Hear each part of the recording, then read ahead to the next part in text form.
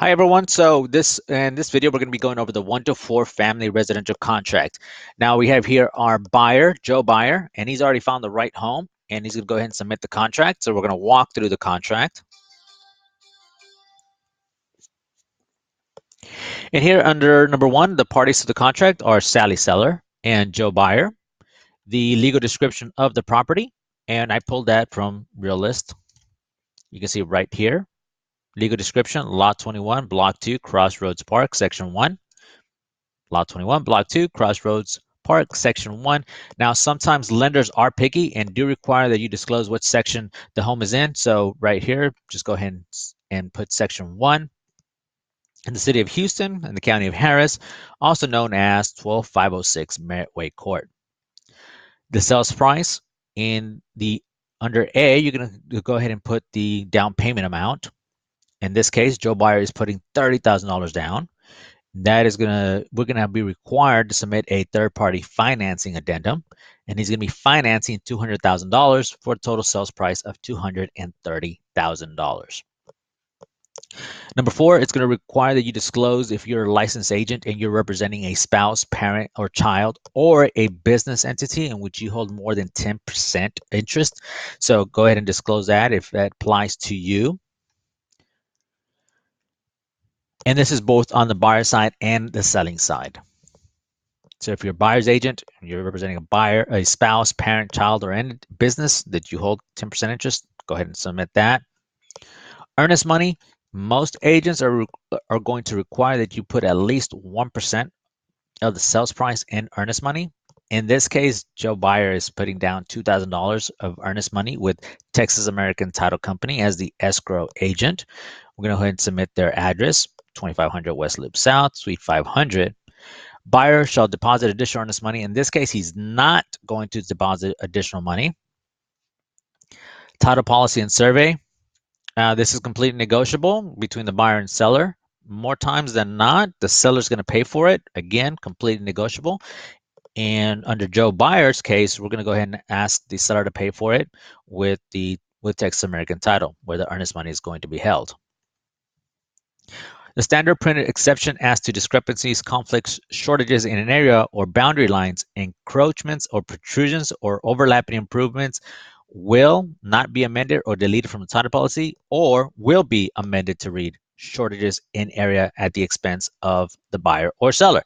In this case, you want to select will be amended to read, and since it's a buyer benefit, we ask the buyer to select it. Again, completely negotiable.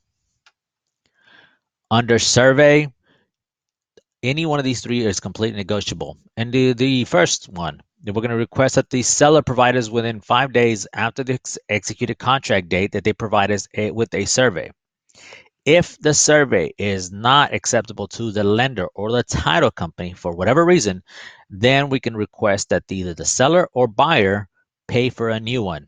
Again, either one is negotiable. Sometimes the listing agent has already disclosed that the seller will not pay for a survey. So in this case, you would say that within a certain amount of time, the buyer will pay for it. Or you can simply say, hey, no, we want the seller to pay for it. Again, either one of these three is negotiable. Yes, you want to look out for your buyer's interest, but you also want to make sure that they submit the strongest offer possible. So you can have to judge on that and which one you want to request. Objections, usually we want to make sure that it is going to be used for residential dwelling, that it can be used for residential dwelling, and we ask 5 days to allow that to happen. Moving on to the next section, property condition, seller disclosure. Now, hopefully by now the listing agent has uploaded, or if you're the listing agent, you uploaded the seller's disclosure. And if you have received it, or the buyer has received it already prior to submitting it, you go ahead and buyer has received notice. Or B, buyer has not received a notice, and within a certain amount of time, the seller is required to give it to you. Now, this is time sensitive, so you want to make sure that you do it within a timely fashion, that you request it or that you deliver it within a timely manner. Or you can select 3. The seller is not required to furnish the notice under the Texas Property Code. Now, there are certain times where the seller does not require. It usually has to do with an estate sale, a foreclosure, or an extenuating circumstance. And we can definitely go over that on another time. But in more times than not, it's going to either be one or two. The buyer accepts the property as is. Now, that doesn't stop them from doing their inspections. It just means that overall, right now, as is, they're not requesting the seller to do any repairs prior to the contract. Residential service contracts, or more commonly known as home warranties. If you're going to request that the seller pay for a home warranty, you can go ahead and click on here this amount. Typically, they range from $400 to $800, so it is up to you. Again, you want to make sure you're watching out for the best interest of your buyer. At the same time, if you know that you're in a tough spot, you don't want to request too much. If you're in a hot market and competition is stiff, you don't want to request too much in home warranties. Completely up to you. Closing date, I usually select between 30 to 40 days after I submit the contract. That gives the lender more than enough time to actually do everything. If it's a cash offer, obviously you can close a lot sooner. Buyer's possession.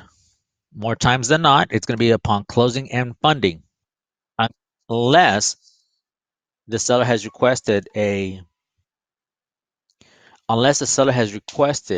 that they stay in after closing as a leaseback. So special provisions, only factual statements. If you have any questions on anything that you want to go ahead and make sure you talk to your broker before you submit anything on here. So this is just for factual statements. Again, talk to your broker before you fill out anything in this box. Settlement and other expenses, typically what we call closing costs. If you're going to require or going to request any closing costs from the seller, you put that amount here. Again, you can request $3,000 if the buyer needs it or you're just requesting it. Again, this is completely negotiable. In this case, we selected $3,000. We're going to request the seller pay for $3,000 applied towards closing costs for Joe buyer. Go ahead and give the information as to what any notices. And so you want to give them Joe buyer at his address, 12112 Main Street.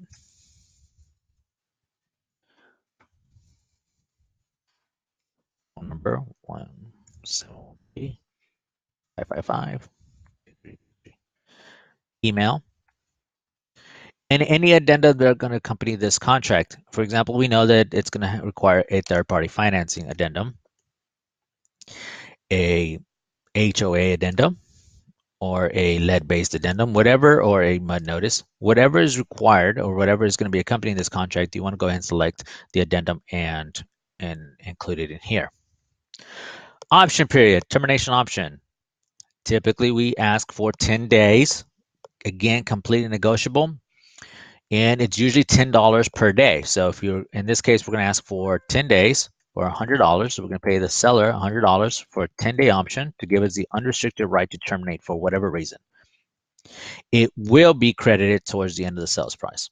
So we're going to pay the seller $100 to conduct inspections, and it gives us the unrestricted right to terminate the contract for whatever reason This is a time when you go and negotiate any repairs that you find during the inspection.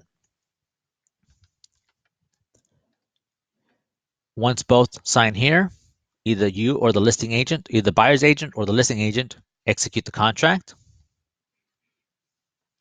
The broker information, if you're the buyer's agent, go ahead and fill out your contact information here. Now, some listing agents do provide you with the information that goes on here, and they politely ask you to fill it out as well. Under the bottom here, 3%, make sure you request the payment. You request your commission. And this portion here is for the option fee receipt when you deliver it and the contract earnest money. Title company will fill this out as well. So that is the TREC contract. If you have any other specific questions, make sure you contact us and let us know. I hope you found this information helpful. I'll talk to you guys later. Bye.